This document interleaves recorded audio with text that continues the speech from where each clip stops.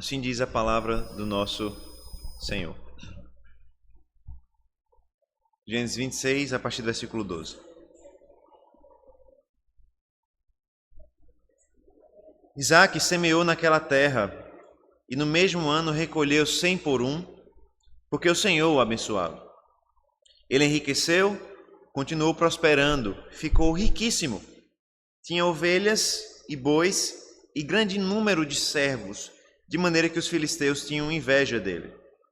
E por isso lhe entulharam todos os poços que os servos de seu pai haviam cavado nos dias de Abraão, enchendo-os de terra. Abimeleque disse a Isaque: saia da nossa terra, porque você já é muito mais poderoso do que nós.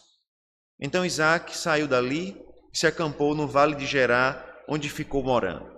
Isaque tornou a abrir os poços que haviam sido cavados nos dias de Abraão, seu pai, porque os filisteus os haviam entulhado depois da morte de Abraão, e lhes deu os mesmos nomes que o seu pai já lhes tinha dado.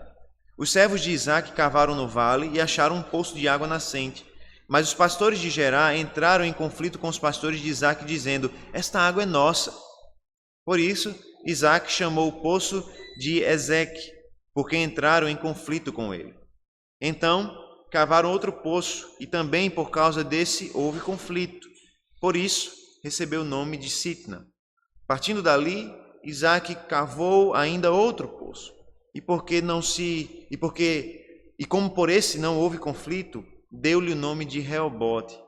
Ele disse: porque agora o Senhor abriu espaço para nós e vamos prosperar nesta terra. Dali Isaque foi para Beceba. Na mesma noite o Senhor lhe apareceu e disse: eu sou o Deus de seu pai Abraão. Não tenha medo, porque eu estou com você. Eu o abençoarei e multiplicarei a sua descendência, por amor de Abraão, meu servo. Então Isaque levantou ali um altar e, tendo invocado o nome do Senhor, armou a sua tenda, e os servos de Isaque abriram ali um poço. Amém. Vamos mais uma vez, irmãos, ao nosso Deus em oração, pedindo a sua graça e a sua bênção sobre nós, agora que nós vamos meditar na sua palavra e ouvir a sua palavra sendo pregada ao nosso coração. Vamos ao Senhor mais uma vez. Nosso Deus, Deus santo e bendito, nós oramos ao Senhor mais uma vez, te pedindo ao Senhor, fala conosco nessa manhã, que em nome de Cristo Jesus nós possamos ver na tua palavra, nas tuas escrituras, ó Deus, a presença de Cristo conosco, revelada claramente, para que assim, ó Deus, diante das diferentes circunstâncias da nossa vida, nós possamos ter uma santa certeza: o Senhor está conosco. Que, ó Deus, que essa esperança nos guie, que essa esperança, Senhor Deus, guie os nossos trabalhos, as nossas palavras, o nosso coração. Para a honra e glória do Senhor, Deus, nós oramos em nome de Cristo Jesus. Amém. Amém. Irmãos, um teólogo chamado Mark Jones, um pastor chamado Mark Jones, ele diz o seguinte ao falar da presença de Deus. Ele diz assim: Deus está tão presente em nosso meio quanto Ele está o mais distante de nós no universo. Ainda enquanto Ele está presente em um lugar, Ele nunca está confinado a qualquer lugar. As palavras, irmãos, do Mark Jones refletem muito bem o que nós chamamos de imensidão de Deus. E o que significa a imensidão de Deus? A imensidão de Deus é uma doutrina na qual nós confessamos que o nosso Deus, Ele é maior, Ele ultrapassa a nossa própria noção de espaço. Deus não está confinado a um lugar, Deus não está confinado a um planeta, Deus não está confinado nem mesmo ao universo. Deus é superior a essas coisas, Deus é maior do que essas coisas. A presença de Deus perpassa toda a criação e vai além da própria criação. Não existe lugar onde Deus não esteja, não existe lugar onde nós possamos nos esconder de Deus, não existe lugar no mundo ou no universo que escape da presença de Deus, porque o nosso Deus é um Deus que é imenso. Ele é maior, Ele é superior, Ele é mais abrangente do que toda a criação. E quando nós falamos disso, nós estamos falando da presença do nosso Deus. Mas é interessante, irmãos, perceber que por mais que as Escrituras falem dessa presença abrangente e grandiosa de Deus, a Escritura também fala de uma presença mais particular, mais delimitada, quando a palavra de Deus nos ensina que Deus é com o seu povo, que Deus é conosco. O mesmo Deus que é maior do que o próprio universo, o mesmo Deus que está em todos os lugares da criação e vai além da criação, é o mesmo Deus que nos ensina nas Escrituras que está conosco em nossas lutas, dificuldades, mesmo sendo essas lutas muitas vezes tão pequenas comparado ao todo do universo que existe. Irmãos, nós temos acompanhado a história de Isaac, o filho prometido a Abraão e a Sara, e nós temos visto como ele é de fato o herdeiro legítimo das promessas de Deus. Nós temos visto que essas promessas foram dadas a Abraão em primeiro lugar, e agora Isaac, como filho prometido a Abraão e a Sara, é o herdeiro natural dessas promessas. Deus prometeu a Abraão uma grande descendência, Deus prometeu a Abraão uma terra para ele e para os seus filhos. Deus prometeu a Abraão que ele o abençoaria, e Deus prometeu a Abraão que Abraão seria um instrumento de bênção para as nações da terra. Todas as nações da terra seriam abençoadas através de Abraão. O apóstolo Paulo, então, no Novo Testamento, interpretando isso, diz que o evangelho foi pré-anunciado a Abraão, ao anunciar que as nações da terra seriam abençoadas pela mesma fé de Abraão. Agora, todas essas promessas, todas essas expectativas estão sobre os ombros de Isaac, como herdeiro legítimo da aliança com Abraão. E nós vimos que a história de Isaac começa como numa espécie de trailer, né? Onde nós vemos os indícios daquilo que vai acontecer na sua história. E nesse trailer nós temos um foco muito especial nos seus filhos, Esaú e Jacó. E de fato, são esses dois gêmeos, esses dois rapazes que depois se tornam homens feitos. É o foco neles que ganha o foco maior da história, não é? É sobre eles a maior parte da história. Inclusive os irmãos vão perceber que, por mais que Isaac seja o patriarca nesse momento da história, quem são os protagonistas, na verdade, são Jacó e Esaú. Mas antes de focar nos filhos de Isaac, antes de focar nos gêmeos, a palavra de Deus foca na história de Isaac durante o capítulo 26, especialmente a história de Isaac na terra de Gerar. E nós vimos, irmãos, na última semana como essa história começou. Nós vimos que essa história começou com fome, uma fome que levou Isaac a ter que se mudar da sua terra para a terra de Gerar, em busca de alimento, de circunstâncias melhores para a sua família. Nós não sabemos exatamente o que causou essa fome, talvez um grande período de seca, talvez algum desastre natural, nós não sabemos bem, mas sabemos que esse período de fome fez com que Isaac se mudasse com a sua família, seus rebanhos, seus servos, para a terra de Gerar. Quando Isaac então chega na terra de Gerar, Isaac comete um erro que o seu pai cometeu outras 2 vezes. Isaac mente a respeito da sua esposa Rebeca. Ao chegar naquela terra, por medo de entenderem que Rebeca era sua esposa e porque Rebeca era muito bonita, Isaac mente e diz que Rebeca era sua irmã, com medo de ser morto por causa da beleza da sua mulher. Em outras palavras, ele tinha medo que alguém invejasse Rebeca, tentasse tomar Rebeca dele e o matasse. E por causa desse medo, então, ele mentiu a respeito da sua esposa, dizendo que ela era apenas a sua irmã. E nós vimos como isso, irmãos, trouxe problemas para Isaac, assim como outras vezes trouxe problemas para Abraão, outras 2 vezes. E nós vimos que, nesse sentido, Isaac e Abraão são muito parecidos, porque eles cometeram exatamente os mesmos erros. E nós vimos que, então, que Isaac colocou a vida da sua esposa em risco, colocou a própria família em risco e colocou também as promessas de Deus em risco. Afinal de contas, se Rebeca era a mulher escolhida por Deus para ser a mãe do descendente que continuaria as promessas do Senhor, como essas promessas continuariam se ela fosse raptada, se ela fosse tomada, se ela fosse abusada, por exemplo, por um outro homem? O que nós vimos, irmãos, é que quando Isaac foi guiado por medo e não por fé, ele trouxe problemas graves para sua família. Mas nisso tudo nós vimos como Deus revelou a sua graça sobre ele, a sua fidelidade sobre ele, porque Deus o abençoou mesmo naquelas circunstâncias. Hoje, irmãos, nós continuaremos lidando com a história de Isaac, nós lidaremos ainda com a graça de Deus sobre ele, sobre a sua família, e isso hoje ficará ainda mais evidente.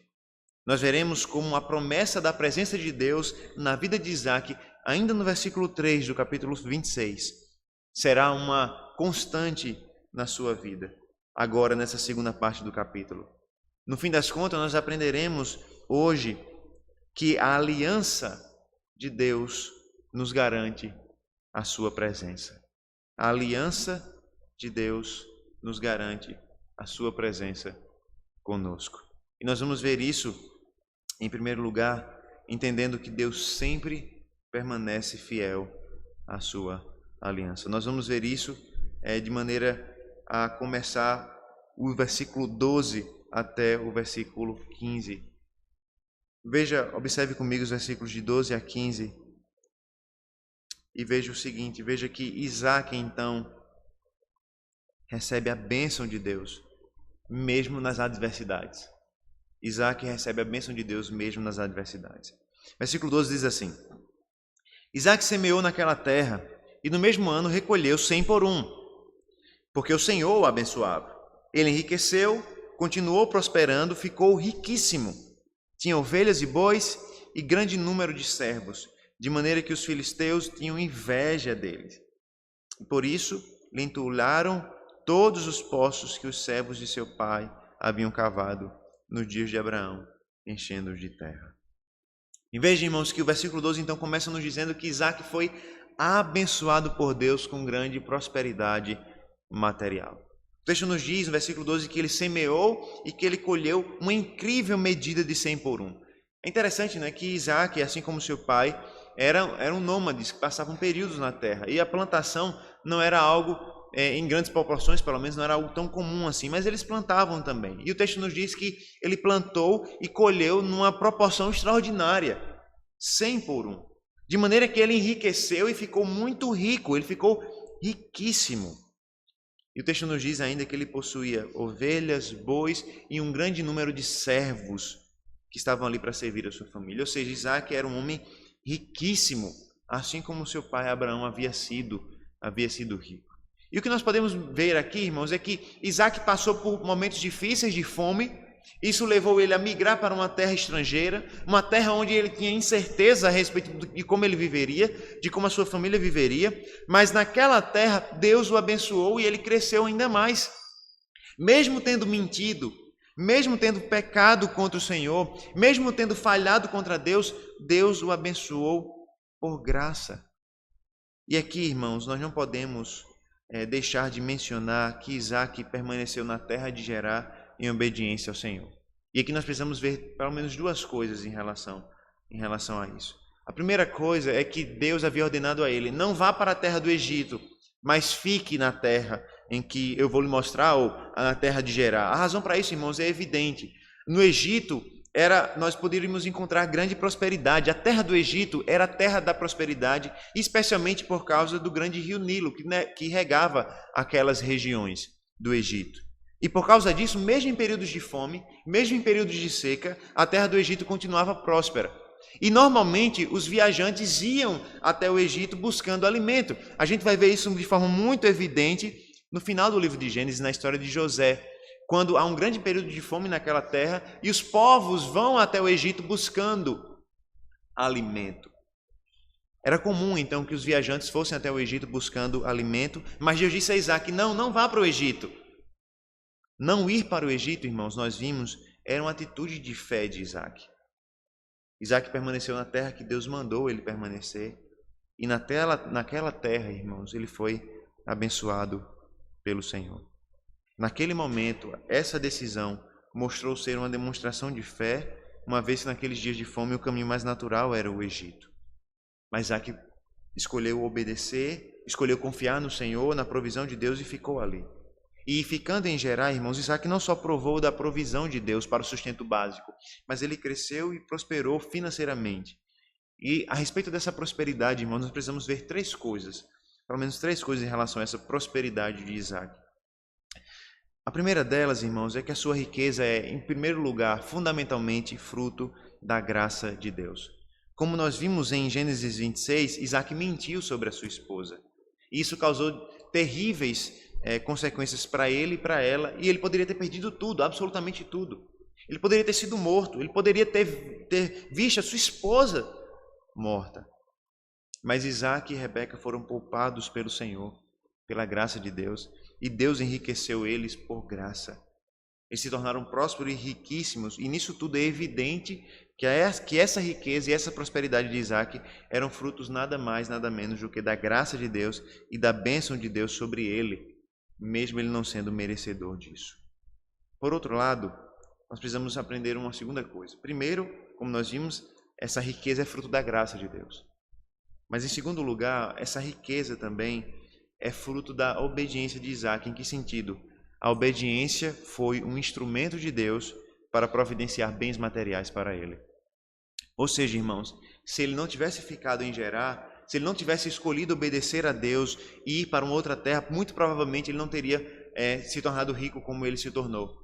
Ele não teria plantado o que ele plantou e colhido o que ele colheu. Ou seja, no fim das contas, a ordem de Deus para que ele ficasse em Gerar era para abençoá-lo, era para derramar a graça sobre ele. E porque ele obedeceu, ele provou dessas bênçãos. Afinal de contas, se ele tivesse desobedecido e ido para uma outra terra, ele não teria provado dessas consequências. Ou seja, irmãos, nós precisamos entender muito bem que quando nós falamos das bênçãos de Deus na vida de Isaac e até mesmo nas nossas vidas, nós não podemos desassociar essas duas coisas. Primeiro, as bênçãos de Deus são fruto da graça do Senhor, unicamente da graça do Senhor. Essa é a causa essencial das bênçãos de Deus em nossas vidas, sejam elas materiais ou não. Mas, ao mesmo tempo, nós precisamos reconhecer que Deus usa a nossa obediência como instrumento para nos abençoar. E aqui veja, seja financeiramente ou não. Nesse sentido, nós podemos dizer que a obediência é um meio, mas não a causa fundamental da bênção de Deus sobre nós. Mas Deus sim usa da nossa obediência para nos abençoar. Quando nós escolhemos o caminho da obediência, quando nós escolhemos o caminho da fidelidade a Deus, nós podemos ter certeza que nós estamos escolhendo o melhor caminho. E que ao escolher o melhor caminho, nós vamos receber da graça de Deus. E aqui veja, não necessariamente financeiramente somente, mas em diversos outros sentidos. Porque nós cremos que o caminho da obediência não é um caminho do purgatório, mas é um caminho da graça e da bondade de Deus. Mas a terceira verdade, irmãos, que nós precisamos entender aqui a respeito dessa prosperidade de Isaac é reconhecer que essa prosperidade financeira era sim um sinal da bênção de Deus sobre ele. Em outras palavras, nós precisamos reconhecer, irmãos, que a prosperidade financeira sim pode ser um sinal da bênção de Deus sobre alguém. E em nossos dias, irmãos, é difícil dizer isso, né? Em nossos dias é difícil dizer isso por causa da teologia da prosperidade, de como a teologia da prosperidade distorceu essa relação do crente com o dinheiro e com o próprio Deus. E distorceu tanto que nós ficamos até com medo de ler textos como esse e de ver textos como esse. E aí então a gente vê que Abraão era rico, vê que Isaac era rico, e a gente fica pensando, mas peraí, tem alguma coisa de errado, né? Não é para a gente desejar o dinheiro, não é para a gente desejar a riqueza, mas esses homens eram muito ricos e a Bíblia faz questão de dizer que Deus o abençoava, e o abençoava como? Com bens materiais. Nós precisamos entender, irmãos, que os erros e os maus ensinos de falsas igrejas não devem, irmãos, abafar os princípios da palavra do Senhor. Sim, Deus abençoa os seus servos financeiramente. Afinal de contas, nós não negamos que o que nós temos foi Deus que nos deu. Eu tenho plena certeza que os irmãos admitem que o que vocês têm foi dado por graça de Deus e pela bondade de Deus. E para alguns, Deus pode abençoá-los com uma certa medida e para outros Ele pode abençoar com outra medida, maior ou menor. Deus, sim, é o Senhor do dinheiro e da riqueza e Ele pode, de fato, abençoar o crente com riquezas. Isso não quer dizer que todo crente vai ser rico, nem que as bênçãos materiais sejam as bênçãos mais importantes. Elas não são, de fato não são. Nós vemos, de fato, todo o Novo Testamento mostrando que o tesouro verdadeiro não é o tesouro desse mundo. Que a pérola verdadeira não é a pérola desse mundo. Que aquilo que nós devemos juntar para nós não são os tesouros desse mundo. Mas, ao mesmo tempo, nós não podemos esquecer que Deus, sim, pode abençoar os seus servos com bens materiais. E que isso, sim, pode ser sinal da bênção de Deus. E aqui, irmãos, nós percebemos que a fé cristã é muito mais complexa do que nós vemos. Por exemplo, Isaac, servo do Senhor, abençoado e riquíssimo. Abraão, servo do Senhor, abençoado e riquíssimo. E, por outro lado, nós olhamos para o apóstolo Paulo, passando por diversas lutas financeiras, e nós não podemos dizer de maneira alguma que Abraão era mais abençoado que Paulo, perdão. Ou nós não podemos dizer que Paulo era mais abençoado que Abraão, por exemplo. Nós vemos, por exemplo, Davi e Salomão prosperando e crescendo financeiramente com a bênção de Deus. E nós vemos o próprio Senhor Jesus Cristo dizendo: o Filho do Homem não tem onde reclinar a cabeça. O que está certo, então? O certo é ser pobre? O certo é ser rico? Irmãos, o certo é vivermos de acordo com aquilo que o Senhor nos concedeu. Se o Senhor nos dá prosperidade, se o Senhor nos abençoa com bens materiais, nós devemos entender que isso é uma grande responsabilidade e que pesa sobre os nossos ombros usar esses recursos, esse dinheiro para a glória de Deus, para o bem dos necessitados e para o crescimento do reino e do evangelho e da igreja do Senhor Jesus Cristo.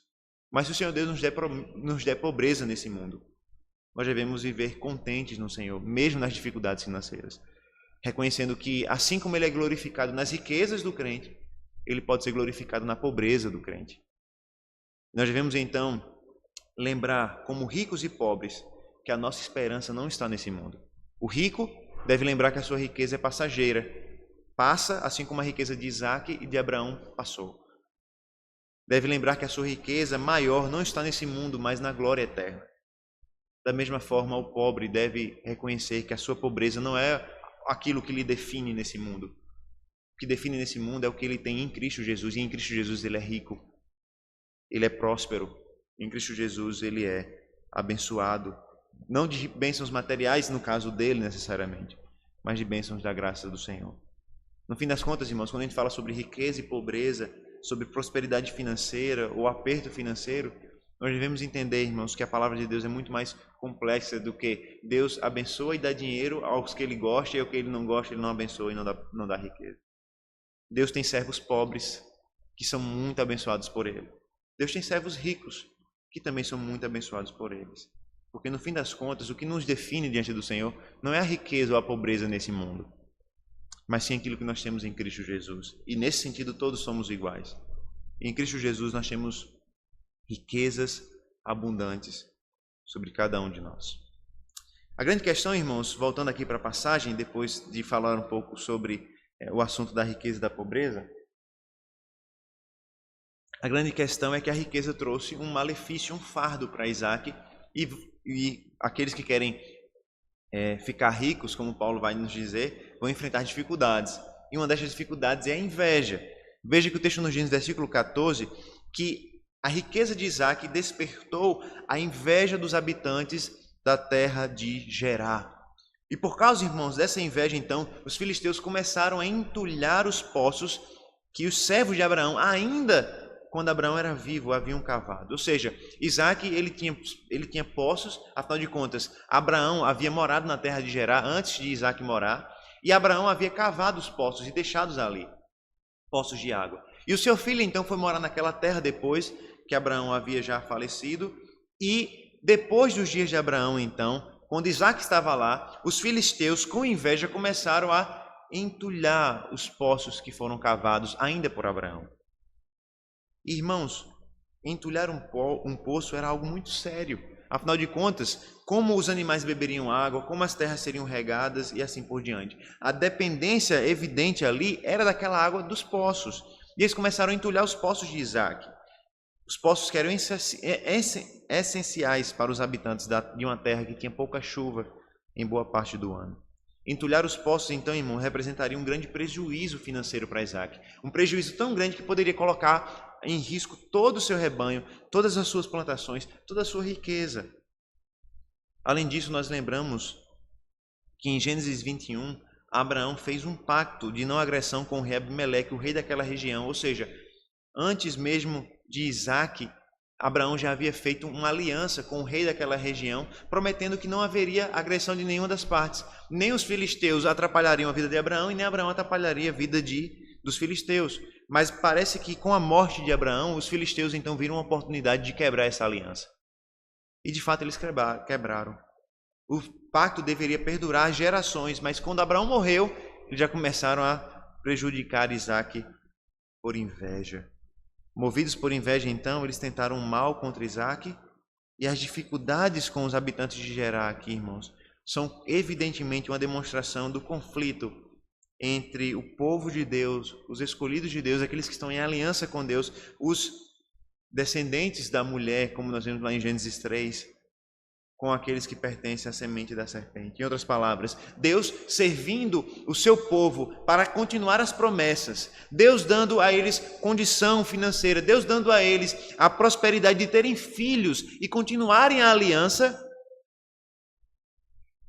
e os descendentes da serpente, os inimigos de Deus, tentando atrapalhar a promessa de Deus, inclusive destruindo o sustento de Isaac. O que nós veremos então, irmãos, é que a graça de Deus triunfa sobre essas dificuldades, providenciando o que era necessário para que suas promessas se cumprissem. Veja os versículos 16 e 17 e observe que, mesmo diante dessas dificuldades todas, Deus providenciou para Isaac. Abimeleque disse a Isaac: saia da nossa terra, porque você já é muito mais poderoso do que nós. Então Isaac saiu dali e se acampou no vale de Gerar, onde ficou morando.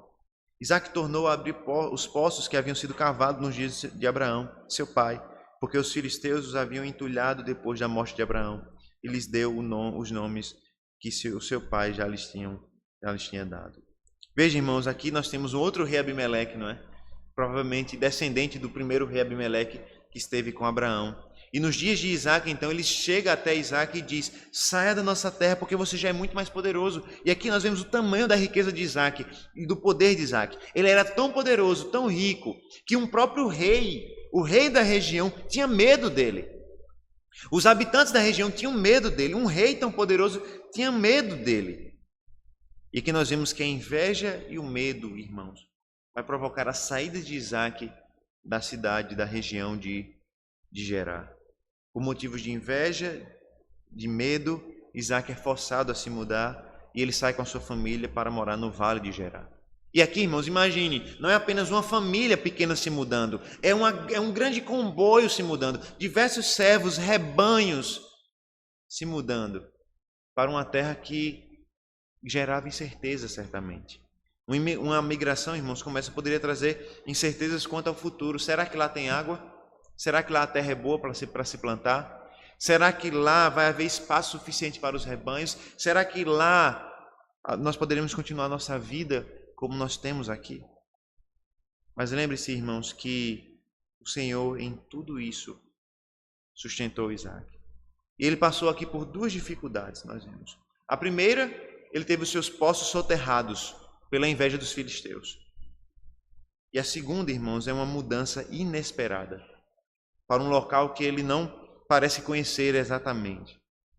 Mas diante dessas dificuldades, irmãos, Isaac segue a sua vida, ele vai para a região do Vale de Gerar, ele abre os poços que haviam sido cavados ainda nos dias de Abraão, e ele inclusive dá os mesmos nomes que o seu pai deu àqueles poços. E ao dar os mesmos nomes, Isaac está relembrando que eles pertenciam a Abraão, no fim das contas, e por causa disso pertenciam a ele. Isaac teve, irmãos, que se mudar do lugar, movido por inveja e medo dos outros.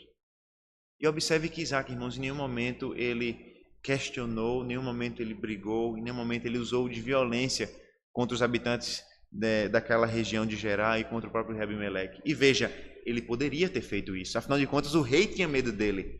Nós vimos que Abraão, o seu pai, lutou contra uma coalizão de 4 reis. E o rei Abimeleque tinha medo de Isaac, porque ele era muito grande, ele tinha muitos servos, ele tinha um exército que poderia muito bem se voltar contra Abimeleque e se voltar contra os filisteus. Mas em nenhum momento, irmãos, Isaac respondeu com vingança. Em nenhum momento Isaac respondeu com retribuição ou buscou a guerra. Pelo contrário. Isaac poderia facilmente ter guerreado contra o rei, ter se colocado como senhor da terra de Gerar. Mas Isaac sabia, irmãos, que Deus lhe havia prometido uma terra. E Isaac não ia conquistar as promessas de Deus pela sua própria mão. Isaac estava disposto a esperar para que a promessa de Deus se cumprisse. É interessante, irmãos, isso, né? Porque muitas vezes nós temos condições de fazer o que nós queremos na vida e nós tomamos decisões precipitadas justamente por essa compreensão de que nós temos o poder, nós temos as condições financeiras, nós temos a capacidade, nós temos a inteligência, a sabedoria para tomar decisões na vida. E nós nos esquecemos de consultar a palavra de Deus e observar se essas decisões de fato agradam ao Senhor. Porque é muito mais fácil agir do que esperar. E ainda mais nos dias em que nós vivemos, onde todo mundo é ansioso, é muito mais fácil agir do que esperar. E Isaac poderia agir, Isaac tinha tudo nas mãos para agir. Mas Isaac esperou em Deus.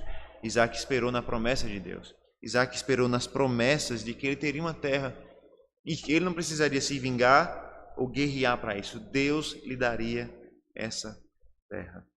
Isaac estava sofrendo injustiça e ele poderia brigar pela injustiça. Afinal de contas, ninguém gosta de sofrer por causa da inveja dos outros.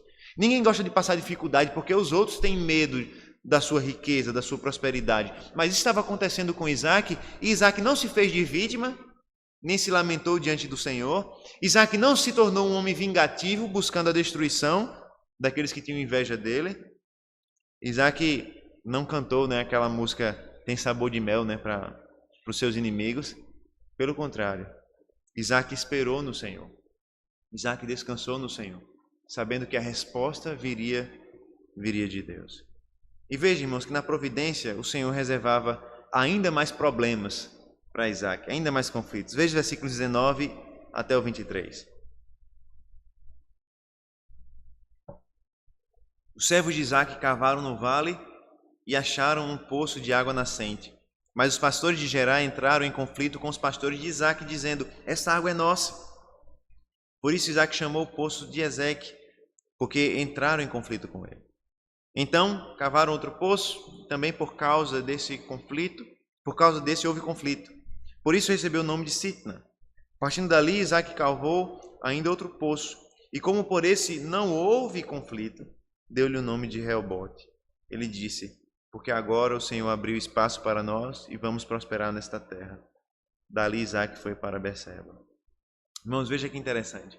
Isaac já teve os seus poços soterrados uma vez. Isaac teve que se mudar para outra região por causa do medo dos habitantes daquela região. E agora, mais uma vez, já em outra região, já vivendo a sua vida normalmente, novamente ele enfrenta dificuldades.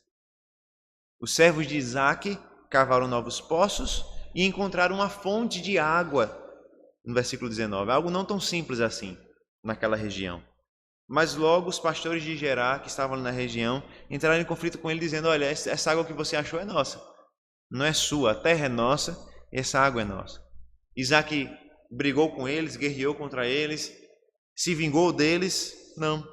Isaac simplesmente deu o nome de Ezeque, aquele poço, que quer dizer disputa, quer dizer conflito, e ele então vai para um outro poço, ele cava um outro poço, mas também por causa desse segundo poço houve conflito.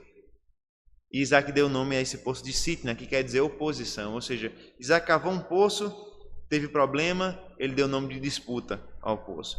Teve um outro poço, um segundo, ele cavou, chegaram lá e causaram problema também. Ele disse: está certo, é de vocês. Outro poço, oposição. Isaac então foi cavar um terceiro poço. E só nesse terceiro, depois de todos os outros que haviam sido entulhados, depois desses novos que ele havia cavado, só nesse terceiro, não houve conflito e não houve questão. E então Isaac deu o nome de Reobote, que quer dizer espaçoso ou espaço aberto. Por quê? Isaac explica no versículo 22. Agora o Senhor abriu espaço para nós e vamos prosperar nesta terra. Irmãos, a história de Isaac é um exemplo muito bom sobre como nós somos chamados a, muitas vezes, abrir mão, ter prejuízo, para não nos vingarmos, para não guerrearmos guerras inúteis. O exemplo de Isaac, irmãos, é um bom testemunho de como o crente muitas vezes é chamado a ter prejuízo, para não buscar vingança, para não buscar retribuição, para evitar conflitos desnecessários. A sabedoria, irmãos, de Deus, dada a Isaac, nos ensina que muitas vezes nós somos chamados a esperar na providência de Deus. Tive prejuízo aqui, não vou brigar por isso, vou tentar de outra forma, vou tentar em outro lugar. E o Senhor, conforme a sua vontade, vai abrir as portas. Isaac mais uma vez mostra confiança nas promessas de Deus, apesar de ter sido prejudicado muitas vezes e muitas vezes. Irmãos, nós seremos prejudicados nesse mundo. Pessoas vão nos enganar, nós vamos ter dificuldades, pessoas vão brigar conosco, pessoas vão tomar o que é nosso, vão querer tomar o que é nosso. Nós vamos passar por dificuldades, nós vamos sofrer com inveja, com medo das outras pessoas. Infelizmente, nós vivemos num mundo caído. Mas nesse momento, irmãos, nós somos chamados a perceber que Deus sabe exatamente o que nós precisamos.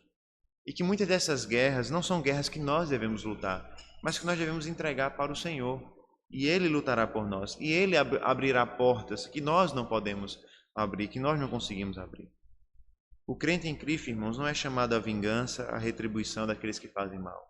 Pelo contrário, a palavra de Deus nos ensina a retribuir o mal com o bem e a esperar no Deus soberano que retribui todas as coisas e que faz sim justiça. Ele sabe das nossas necessidades e Deus proverá exatamente aquilo que nós precisamos sem a necessidade da nossa vingança ou da nossa retribuição.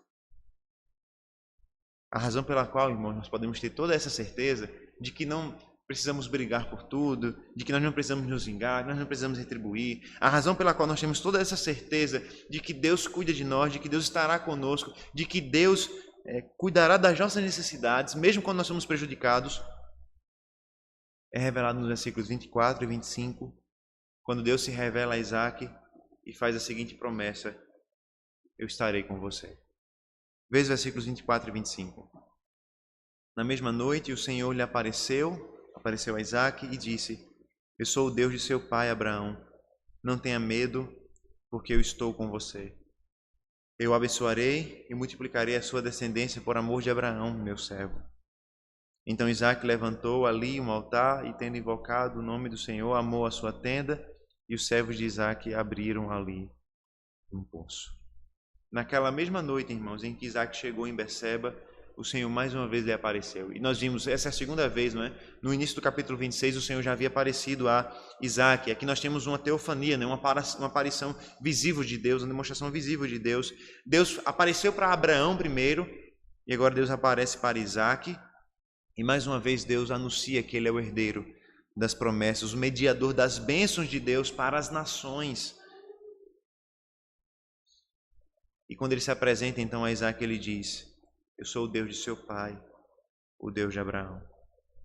Da mesma forma, quando Deus se apresenta a Moisés para tirar o povo do Egito, Ele se apresenta a Moisés da seguinte maneira: eu sou o Deus de seu pai Abraão, eu sou o Deus de seu pai, o Deus de Abraão, o Deus de Isaac e o Deus de Jacó. Esse é o Deus, irmãos, ao qual nós servimos, um Deus de aliança. Um Deus que fez aliança com Abraão e com toda a sua descendência. Todos aqueles que pela fé estão unidos a Abraão, estão unidos a Cristo Jesus. Deus fez uma aliança e Deus não se esquece dela. Todos aqueles que compartilham da mesma fé de Abraão podem ter certeza que o Deus que existe é o Deus de Abraão, de Isaac, de Jacó, é o nosso Deus. O Deus que nos faz guardar a aliança como seus servos. Isaac, irmãos, poderia ter a convicção que nós também podemos ter hoje, de que o nosso Deus fez uma aliança com o seu povo e Ele não irá nos abandonar, porque Ele nunca abandonou o seu povo, desde Abraão, desde Isaac, desde Jacó, desde Israel no Egito, desde a igreja no Novo Testamento. Deus não abandona o seu povo porque Ele promete: eu estarei com vocês. O Senhor está conosco, irmãos. E assim como Ele assegura a sua promessa a Isaac, Ele certamente assegura a sua promessa a nós. Mais uma vez, Deus assume responsabilidades na aliança com os seus escolhidos. E Deus promete a sua presença e a sua bênção. Ele repete, sim, para Isaac a promessa de uma grande descendência. Ele promete que multiplicaria Isaac, que daria uma terra a Isaac. Mas é interessante perceber que não há uma simples repetição aqui. Deus vai acrescentando as promessas devido à própria circunstância. Lembre-se, Isaac acabou de passar sofrimentos por causa da inveja, por causa das disputas que ele havia enfrentado. E nesse contexto, quando Deus promete: eu estarei com você e o abençoarei, nós vemos claramente que a bênção de Deus inclui a prosperidade que ele estava tendo, o passar pela inveja dos outros. e ter sustento do Senhor, o suprimento de água, o triunfo sobre os inimigos e assim por diante. Ou seja, a bênção de Deus, a graça de Deus, irmão, sobre Isaac está cada vez mais evidente conforme ele vive a sua vida. E, irmãos, essa é uma notícia que nós temos que dar para os nossos corações. Nós conheceremos melhor a graça de Deus, nós entenderemos melhor as promessas de Deus, nós desfrutaremos mais das promessas de Deus, conforme nós passamos pelas difíceis circunstâncias da vida. É quando nós passamos pelas lutas como Isaac passou, é quando nós passamos pelas dificuldades e Deus providencia para nós, e Deus nos sustenta, Deus é gracioso conosco, que nós compreendemos melhor o que significa servir a esse Deus, o que significa receber da graça de Deus, o que significa receber da bondade de Deus. Se você quiser experimentar mais das promessas do Senhor, será inevitável, você vai ter que passar pelas tribulações e dificuldades desse mundo. Especialmente, irmãos, quando nós pensamos na presença de Deus, nós percebemos que as situações que Isaac passou apenas provaram a presença de Deus na sua vida. Uma presença que já havia sido prometida no versículo 3, agora é repetida e confirmada no versículo 4. Deus, irmãos, promete que será conosco, mas muitas vezes nós provaremos dessa presença na tribulação. Muitas vezes nós provaremos dessa promessa justamente na aflição, quando de fato nas circunstâncias difíceis nós veremos Deus está conosco.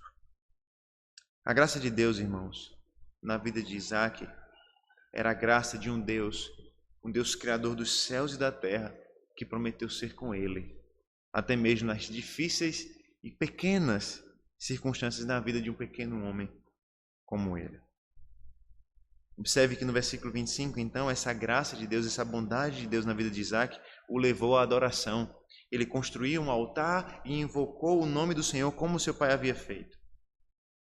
Ele armou a sua tenda, os seus servos abriram mais um poço, mais um sinal da graça e da bondade de Deus, e ele continuou vivendo a sua vida. A certeza, irmão, das promessas de Deus, a certeza da presença de Deus em nossas vidas, deve, de fato, nos levar à adoração, deve nos levar ao louvor, deve nos levar à gratidão, deve nos levar a louvar o Senhor e engrandecer o nome do Senhor, porque Ele é o Deus presente. Não simplesmente porque Ele é o Deus que está em todo lugar, mas porque Ele é o Deus que promete estar conosco, particularmente com cada um de nós. Eu gostaria que você se lembrasse nessa manhã que o Deus de Abraão, o Deus de Isaac, é o nosso Deus. E que a sua promessa de presença constante e verdadeira sobre nós, irmãos, se cumpre na vida e na obra do Senhor Jesus Cristo. Afinal de contas, todas essas promessas da presença de Deus nos levam àquilo que o Evangelho de Mateus, no capítulo 1, versículo 23, nos diz: Eis que a virgem conceberá e dará à luz um filho, e ele será chamado pelo nome de Emanuel, que significa Deus conosco. Jesus, irmãos, é Deus conosco. Todas as promessas de Deus a Abraão, a Isaac, a Jacó, a Israel, ao seu povo, todas as promessas de eu estarei com vocês, eu estou com vocês, se cumpre na pessoa do Senhor Jesus Cristo. O Deus conosco, o Deus homem que se fez carne, que viveu entre nós, que se encarnou, que esteve conosco, que está conosco e que no fim da sua trajetória na terra, já depois de ressuscitado dentre os mortos, diz aos seus discípulos: eu estarei com vocês, eu estarei convosco até o fim dos tempos, até o fim dos séculos. Irmãos, nós servimos a um Deus que promete estar conosco até o fim. Nós servimos a um Cristo que morreu na cruz do Calvário em nosso favor e ressuscitou para a nossa justificação. E que depois de ressuscitar por nós, Ele disse: eu estarei com vocês até o fim dos tempos.